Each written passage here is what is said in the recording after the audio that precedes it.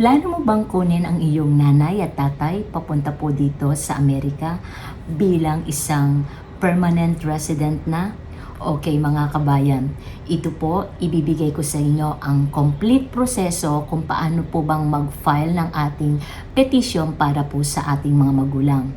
Usually po ito po ay para sa mga 21 years old pataas na gustong petitionin ang ating mga magulang sa Pilipinas. So ito po ang proseso na ibibigay ko sa inyo mula po sa pag-a-apply po sa USCIS, and then susunod po nito ay yung sa embassy, and then also po nandyan rin po ang US Embassy Manila.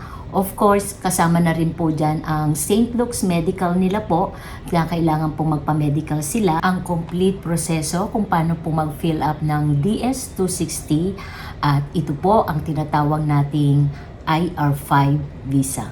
And then, isasama na rin po natin ang inyong green card holder ng inyong magulang. So, ito po si Jeannie Pinay Hawaii ang nagsasabi sa inyong mabuhay at aloha.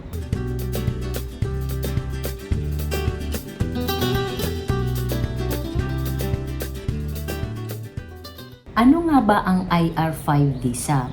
Ang IR5 visa po, binibigay po ito ng US para mabigyan po ng visa ang inyong mga magulang, ang nanay at tatay, para po ito sa mga nagpa-file po na mga US citizen na older 21 years old na po dito sa US na gusto pong petitionin ang mga magulang sa Pilipinas.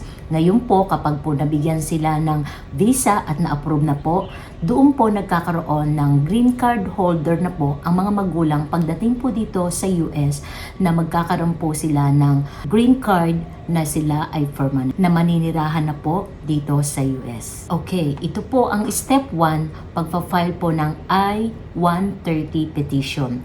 Ito po yung form na kukunin po natin sa online sa USCIS na website, na doon po kayo mag-fill up ng forms ninyo doon po sa petitioner. Ang I-130 po, ito po ay petition for alien relatives sa USCIS. And then, yung pong sinasabi ko sa USCIS po, no, sa application fee para po sa I-130 petition fee, magbabayad po kayo ng $675.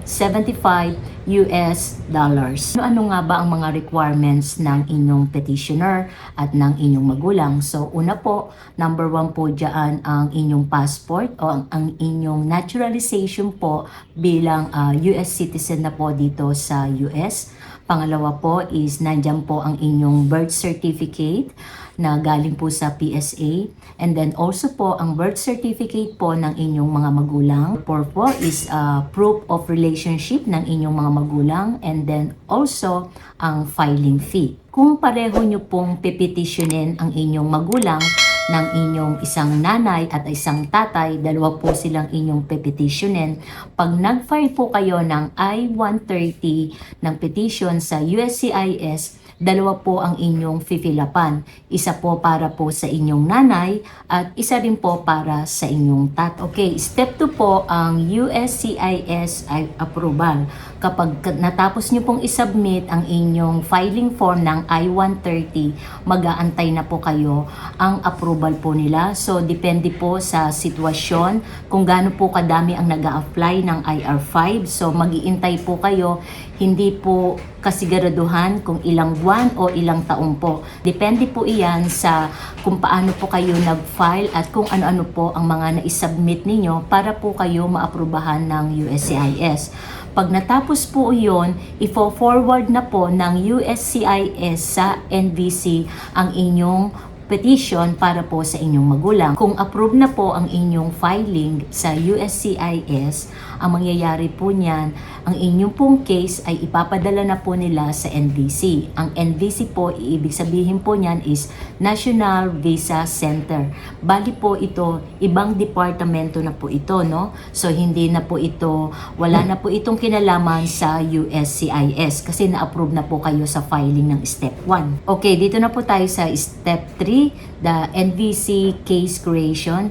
Kapag natanggap na po ng NVC ang ipinadala po ng USCIS, ito na po ang panibagong procedure na gagamitin po natin ngayon at magkakaroon po tayo ng panibagong filing sa National Visa Center. Ito po ang tinatawag na word na madalas po niyong naririnig na NVC, meaning National Visa Center. Sa pamamaraan po ng NVC, sa step 3 po ito, makakatanggap po kayo ng welcoming letter na galing po sa NVC na ito po ay merong case number at invoice number. So ito na po ang starting procedure nyo po para sa NVC. Kapag na-receive nyo po ang email na yon sa welcoming letter, sa baba po noon, meron po yung website na link na magi-start na po kayo ng pag-filing natin sa NVC. Dumaan naman po tayo ngayon sa step 4. Ang step 4 po, dito po tayo magbabayad sa NVC.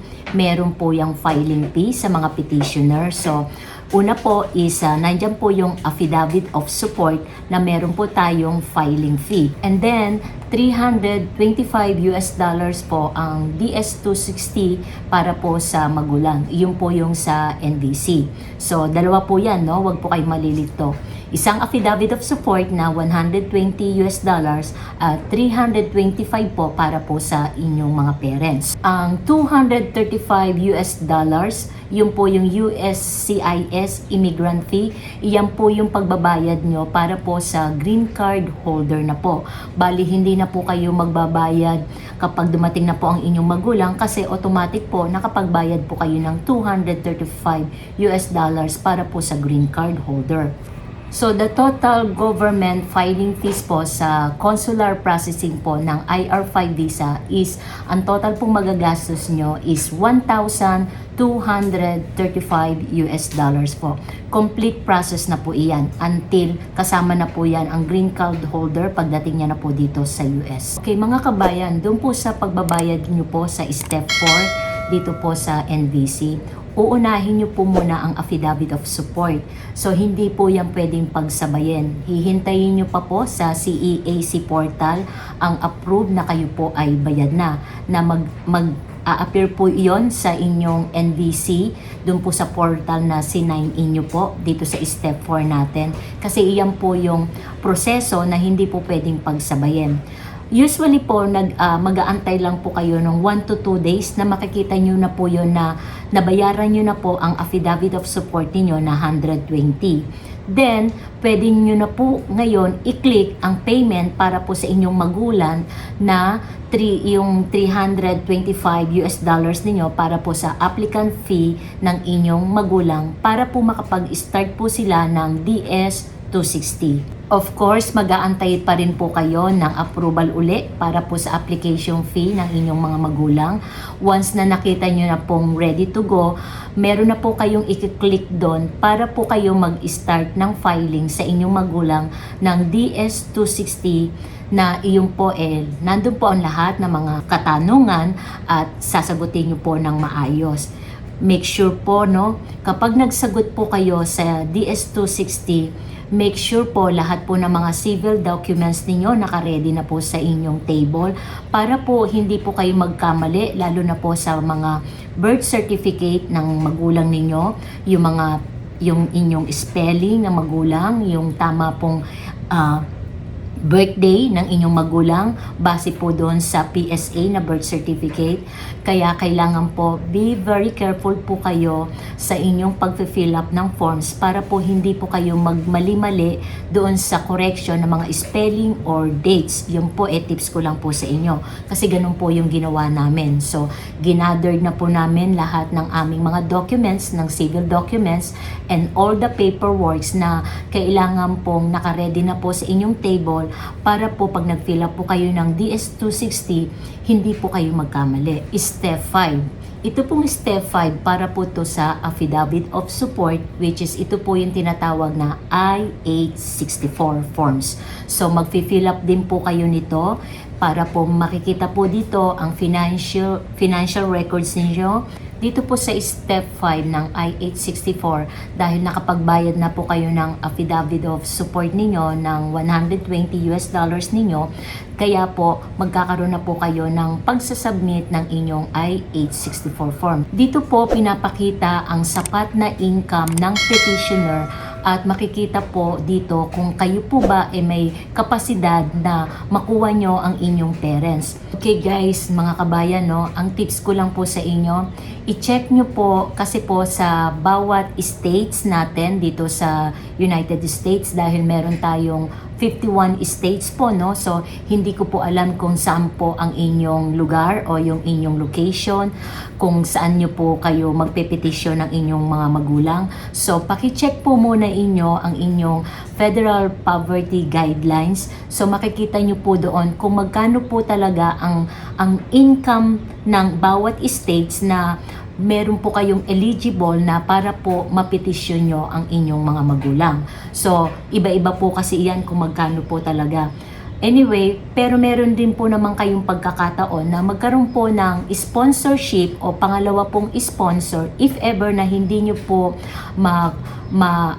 commit o makuha po ang guidelines ng Federal Poverty Guidelines sa inyong state. So, for halimbawa po, kayo, nag-iisa lang kayo na pinipetisyon nyo ang inyong nanay na ang kayo kulang po ang inyong income, pwede nyo pong isama ang inyong kapatid kung meron po kayong nandiyan na kapatid o inyong auntie or ang inyong tito o kung sino mang pinsan na pwede pong maging joint sponsorship para po makommit nyo po at makapasa po kayo sa inyong support documents para po sa financing ninyo sa records sa NVC. Okay, balik na po tayo sa affidavit of support.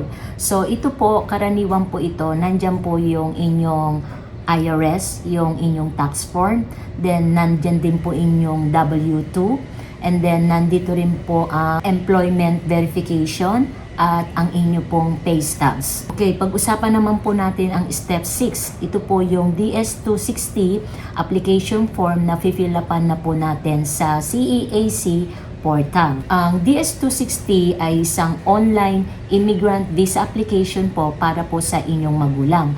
Para po ito sa beneficiary. So kapag nag-fill up po ng forms kayo, ito po information po para po sa inyong nanay o para po sa inyong tatay. So nandyan po ang mga fill upan po na kanyang personal information, address history, employment history, travel history, and family information. Okay, again, tips ko po sa inyo. Doon po sa DS-260, siguraduhin nyo po yung lahat po ng mga information na inyo pong fifilapan doon. Kasama na rin po doon yung meron din pong part doon na tungkol po sa kung gusto nyo pong ipadala na rin ang inyong social security. So, automatic po yun. Bibigyan na po ng social security ang inyong parents once na nakapag-arrive na po sila dito. Usually po, dumadating na po ang social security nila is 1 week o 2 weeks. Mabilis lang po, nandyan na po sa inyo yung social security ng parents ninyo. And then, tips ko na rin po sa inyo, kapag po kayo nag-fill up ng DS-260, siguraduhin nyo po na yung lahat po ng mga information na binigay nyo po doon, kasi iyon po pagdating po sa final interview, maitatanong po iyon sa parents ninyo, sa nanay at tatay ninyo. So, kailangang ma-inform nyo po ang inyong mga magulang kung ano po yung dapat ninyong isagot ng magulang ninyo, dahil kapag tinanong po sila doon, kailangan po tugma po ang inyong DS-260 doon po sa isasagot po ng inyong magulang. I'm sure kayo po yung mag-fill up ng forms na yon, hindi na po si nanay at tatay, dahil mahirap pong mag-fill up ng forms gaya po ng kanilang mga edad na, di ba po? So, kailangang maging aware po ang nanay at tatay ninyo sa lahat po ng nilagay ninyong answer sa DS-260. Of course, isa-save nyo po yon, and then i-print nyo po yung confirmation page, dahil kailangan po iyan sa VAC, kailangan din po iyan sa final interview, and also sa St. Luke's Medical Examination po ng inyong magulang. Then, step 7 po, you have to upload all the civil documents ng inyong mga magulang. Nandyan po ang inyong passport ng magulang ninyo, birth certificate po niya, marriage certificate po ng magulang ninyo, at police clearance po if required, kasi kung halimbawa pong nagtrabaho siya sa ibang bansa rin po. And then also, other documents na rin po na nire-required. For halimbawa po, inyo rin pong birth certificate na kayong pinipetisyon, kayo pong nagpipetisyon sa kanya. Step 8, ito po yung tinatawag na DQ o documentarily qualified. So dito po, naka-qualified na po ang inyong mga magulang. So magkakaroon na po kayo ng schedule. Okay, step 9, ito na po yung inyong schedule ng inyong parents. Ito po yung interview letter. So makaka-receive po kayo ng email coming from the consular na kayo po ito pong email na to, marireceive nyo na po sa US Embassy Manila ng inyong parents ay magkakaroon po ng kaniyang schedule para po sa appointment niya po sa VAC at para po sa final interview. So, make note po, hindi na po magpapa-schedule ang inyong parents. Hintayin nyo na lang po ang email nila na sila po ay merong schedule. Yung pong schedule na yon, kailangan pong dalhin iyon, yung confirmation ng kanilang appointment, confirmation ng schedule, DS-260, and also yung kanila pong passport. So sa interview letter, nakasaad po doon ang date and time po ng schedule nila, location. I think ang pag-alam ko po meron din pong instruction para na rin po sa medical nila. Step 10 naman po, nandito na po tayo sa St. Luke's Medical Examination. So doon po kailangan po ang magulang ninyo pumunta po sa St. Luke's Ermita, Manila. Ang alam ko meron din pong St. Luke's doon po sa BGC. I'm not sure 100% pero alam ko meron din pong ganon. Pero mostly, ginaganap po ito sa St. Luke's Ermita. So papupuntahin nyo po yung magulang nyo doon at meron pong schedule din yan. At ang gagawin po nila is physical examination, sa eye examination, and then x-ray, vital statistics niya po, blood test, vaccination review. So kapag nakatapos na po lahat yon at nakapasa naman po ang magulang ninyo, then yan na po yung susunod na proseso natin na makaka-attend na po sila sa final interview. So step 11, ito po yung sinasabi kong US Embassy Manila final interview. So ito po, padadalhin niyo po sa inyong parents ang kanilang passport, DS-260 confirmation page, kanilang civil documents po. Yung mga original po ang ipadala nyong civil documents, sa magulang ninyo. Ibabalik naman din po nila yun sa kanila. And then also, updating mga supporting documents, padala nyo na rin po ang inyong affidavit of support of documents, baka po kuhanin o itanong po sa kanila yon. So i-inform nyo na rin po ang inyong parents regarding po dun sa affidavit of support documents. Yan po yung sa financial records po ninyo. Okay, bibigyan ko kayo ng tips kung ano-ano ba ang tinatanong sa final interview. So, ito po, kadalasan ang tinatanong sa mga magulang is kung sinong petitioner, kailan ba naging US citizen ang kanyang anak, ilang anak mayroon po ang inyong parents, saan po ba titira ang inyong parents, o saan po ba nakatira ang kanyang anak, at pwede rin pong tanungin kung nakatira ka na ba o nakapunta ka na ba sa US before. So, syempre, hindi pa po, So, kailangan ma-inform nyo po ang inyong magulang sa mga question na po gaya niyan. Kung maayos po ang inyong sagot ng inyong parents, so dadating na po tayo sa S12. Ito na po yung approval ng kanyang passport at magkakaroon na po ng tatak ang kanyang visa. At syempre, kapag approve na, congratulations! Yay! So, masaya na tayo ngayon. So, pero, meron po tayong aatinan na CFO, Pero, I think, ang alam ko po, kapag parents po, more than 60 years old, hihingi na lang kayo ng certification po para po sa CFO sa pagta-travel kasi kailangan po iyan ng parents ninyo. Step 13 po, babayaran po natin ang USCIS immigrant fee. Yan po yung minention ko kanina. Pero kung nabayaran nyo na po iyan, so automatic na po iyan na hindi na po kayo magbabayad. I-keep nyo na lang po ang inyong receipt. Pero kung hindi pa po kayo nakakapagbayad, kailangan nyo muna pong bayaran ang kanyang USCIS immigrant fee na $235. So, bago po siya dumating sa US para po pagdating niya po sa US upon arrival, I think 3 weeks matatanggap niya na po yung kanyang green card. Madali lang po yun pag once na okay na po at smooth ang lahat. Step 14, of course, pagdating po dito sa airport sa US, so i-verify lang po ang kanyang immigration, kung ano po yung kanyang visa, at okay na po, ready to go. Step 15, mag-aantay na po ang inyong parents ng kanyang green card at social security na ipapadala na po yan ng US dito sa kung saan po ang location na address ninyo, kung ano po yung nilagay na address ninyo o ng magulang ninyo, kung saan po ipapadala ang kanyang green card at social security. At ayan po ang buong proseso ng pagpa-filing ng IR-5 mula sa umpisa hanggang sa uli. I hope na nakatulong ako sa inyo at sana mapetisyon nyo po ang inyong mga magulang. Marami po akong mga tips and guidance dyan para po sa paghahanda. So medyo tignan nyo po yung lahat ng mga video ko para po makatulong. I-advise nyo po ang inyong parents na baka po pwedeng ako'y panoorin sa Pinay Hawaii. So like and share and comment na rin po, no, kung meron pa rin kayong mga ibang gusto pong ipa-vlog sa akin or any comment or question, wag po kayong magatubiling mag-question po sa baba.